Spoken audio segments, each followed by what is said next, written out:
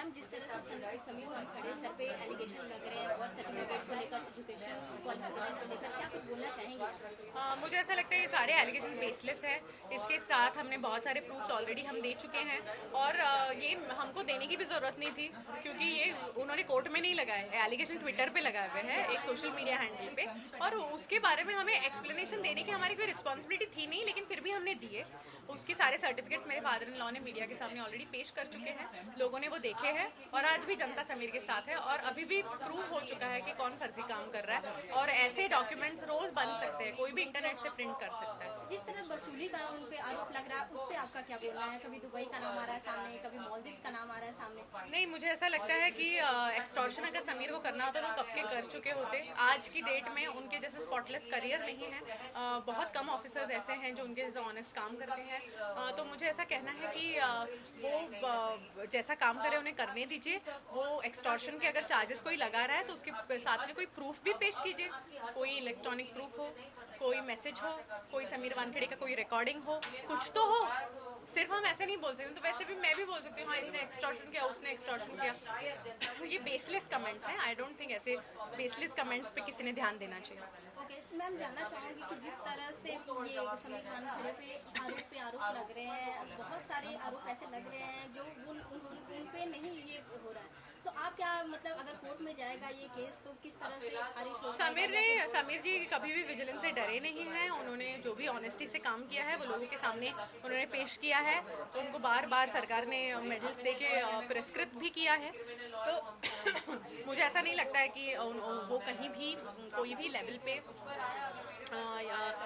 उस चीज़ से वो ये है, वो डरते हैं या कोई भी चीज़ से। और what was your question again? I am sorry ma'am, जिस तरह से मतलब अगर कोर्ट में गया ये केस तो वो खारिज हो पाएगा या फिर नहीं? जिस तरह से आप लड़ेंगी, नहीं लड़े पाएंगी, क्या? हाँ, तो वही मैं बोलना चाहती हूँ, सॉरी, कि वो बिल्कुल भी विजिलेंस से उनको कोई भी खौफ नहीं है। अगर कोई इस केस का वो लोग एक्सटॉर्शन एंगल देखना चाह रहे हैं तो ज़रूर देखें। Sameer Wankhede clean and clear ही बाहर निकलेंगे। या रिलीजन को लेकर जिस तरह से इस मुद्दे में सीधा जा रहा है, उस पर आप क्या कुछ टेक लेना चाहेंगी?